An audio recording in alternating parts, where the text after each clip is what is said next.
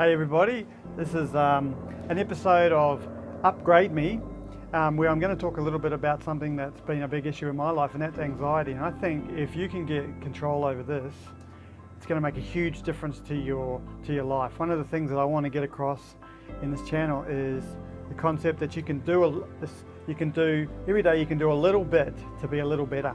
And so I want to show you a technique today that I think will help you if you're struggling with anxiety. And I think everyone does. We all get stressed. We all have things going on in our life. And how I came across this concept is that most of my life I had this low-level anxiety that I wasn't even aware of. And I just thought it was normal until about 6 years ago I came across a course called Living Wisdom, and they basically gave me some understanding, and I started studying psychology and counselling. They gave me an understanding that anxiety is actually, as an emotion, is caused by your thoughts. Not just your thoughts, also your body, but mostly by your thoughts.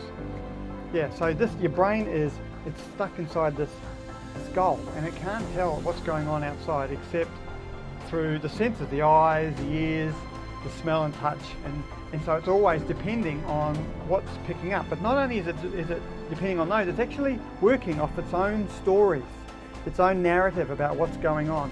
Memories are really just narratives of what happened in the past. They're not actually necessarily accurate. Usually they're not accurate. What's going on even now isn't even necessarily accurate. It's a narrative, and what will happen in the future is a possible future event in your story and what it's going to be like for you. So because your brain is stuck in this situation, often it releases these anxiety neurotransmitters in the wrong time.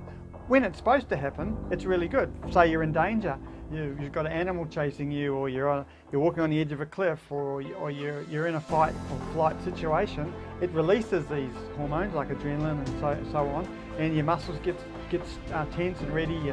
Your eyes open, your heart's pumping, your blood pressure goes up. All these really important, helpful things happen that are going to prepare you, and are going to make sure that you have a better survival chance. But in our day and age, often that response is triggered by events that aren't actually dangerous.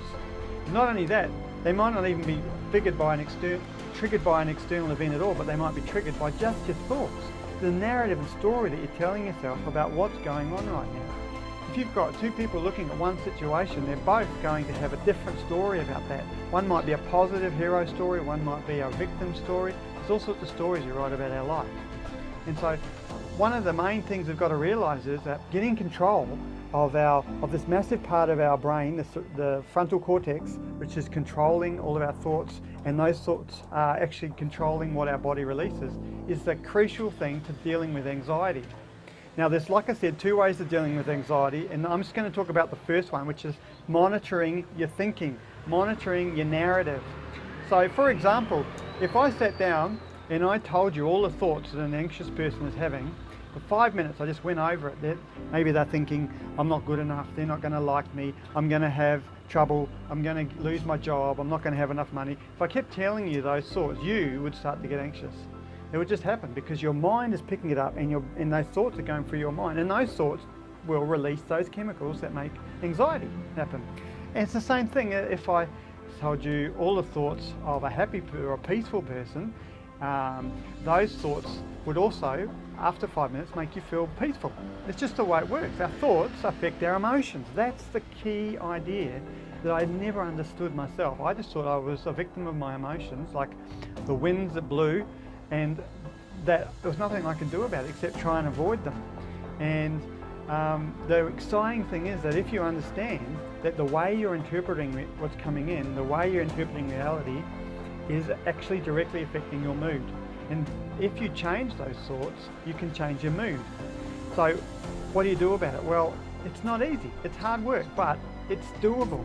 And what you have to do is you have to start monitoring what you're thinking about when you're feeling anxious. Look at the story and think, what story am I telling myself about the situation that's making me feel anxious? Is there a story that makes you feel more peace? That's more true to what's happening? Is it really awful? Is it really the worst thing that can ever happen? Is it really a situation that you have to shrink from and hide from? Or is it an opportunity for you to learn and for you to grow, for you to become more? There's all sorts of ways that you can monitor your thinking and alter them and change them so that you're releasing the other side of the all those good drugs that your mind produces that will calm you, will bring peace, joy, energize you. If you're living in a constant state of anxiety, your life gets small. You take cautious decisions. You stay in more.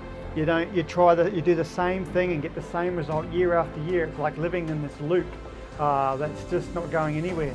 But when you start to learn how to overcome your anxiety and to have joy and peace, you can start taking chances and bringing adventure into your life and living a life that's more abundant. So this is a little thing you can start doing, is journaling or just listening to your self-talk, listening to that narrative, the story you're telling yourself, and change it into a story where it's more heroic, it's more joyful, it's more hopeful, it's more courageous, and challenge the things you're saying about yourself. I hope that really helps you guys today. If you liked it, would you make sure that you subscribe, like my video, and pass it on to other people and share. I hope you have a good day.